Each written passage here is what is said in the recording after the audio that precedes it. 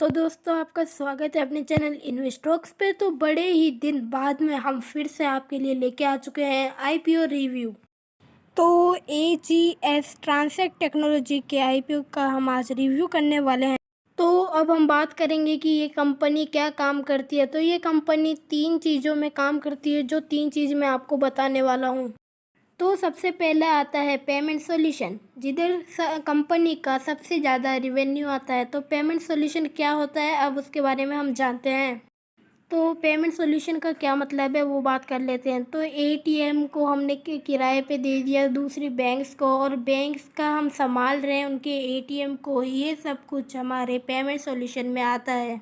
Banking automation solution, तो इसमें company अपने एटीएम को बेच देती है, जिसमें से सिर्फ 8% का रिवेन्यू हमारी कंपनी को मिलता है। थर्ड, ऑटोमेशन सॉल्यूशन, तो इसमें मतलब जो भी बाकी की जगह हो गई वहाँ पे जहाँ पर रुपए देने होते हैं, रुपए का काम करना होता है, ये सब कुछ इसमें आता है। तो अब हम इंडस्ट्री रिपोर्ट देख लेते हैं कंपनी की। तो हमें सबसे पहले देखना चाहिए कि जो कैश है वो हमारी जीडीपी में कितना परसेंटेज देता है। तो जैसा कि आप स्क्रीन पे देख पा रहे हो, 2018 के फाइनेंशियल ईयर में 10% का दिया था, और 21 के फाइनेंशियल ईयर में 14% हो चुका है। मतलब कैश के कारण हमारी इंडिया की जीडीपी ग्रो हो रही है।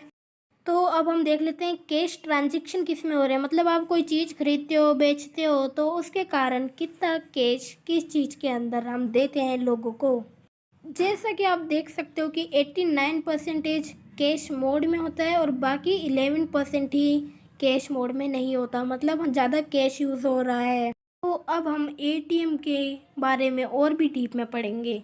तो जो चाइना है उनके पास 10 लाख एटीएम है, और यूएसए के पास 4 लाख, और इंडिया के पास 2 लाख है। तो इससे ये पता चल रहा है कि इंडिया में एटीएम और लग सकते हैं, तो हमारी कंपनी का फ़ायदा भी हो सकता है। तो एटीएम पेनिट्रेशन में चाइना का 70 है, और यूएसए का 140, और इंडिया का 15। तो एटीएम पेनिट्रेशन होता क्या है, मतलब 1 लाख लोगों के लिए कितने एटीएम हैं। तो इंडिया में कम है, मतलब इंडिया बढ़ा सकता है और भी एटीएम। तो हमारा जो रिवेन्यू फ्रॉम ऑपरेशन है वो 18,057 मिलियन है, जो गिर के हमारा 17,500 हो चुका है फाइनेंशियल ईयर 21 तक। तो अभी फाइनेंशियल ईयर 22 को स्टार्ट हुए हुए 5 मंथ्स हो चुके हैं, तो उसी का ही हमें डाटा दिखा रहा है, इसलिए हम आपको सिर्फ फाइनेंशियल ईयर 21 से दिखाएंगे। मतलब कंपनी का जो रिवेन्यू है वो कम होता जा रहा है। तो अब हम प्रॉफिट देख लेते हैं, कंपनी कितना प्रॉफिट निकाल पा रही है। तो 2018 में जो हमारा प्रॉफिट था वो 661 मिलियंस का था, और अब हमारा कम होके 547 मिलियंस हो चुका है। अब हमें पता लगाना होगा कि हमारा प्रॉफिट क्यों डाउन हो रहा है, इसलिए अब हम देखने चलते हैं बैलेंस शीट। तो बैलेंस शीट में जो रिजर्व्स है वो बढ़ते जा रहे हैं, मतलब हमारी जो कंपनी है वो फंडिंग लेती जा रही है। तो इस बार फिर से इन्होंने आईपीओ लेके आए हैं फंडिंग के लिए, और इनकी लॉन्ग टर्म बोरो भी बढ़ रही है। तो इसका मतलब ये फ्यूचर में कुछ अच्छा कर सकते हैं, पर इतना ज़्यादा भी नहीं बढ़ना चाहिए, इसलिए मैं आपको बताऊंगा इसे लेना चाहिए या नहीं।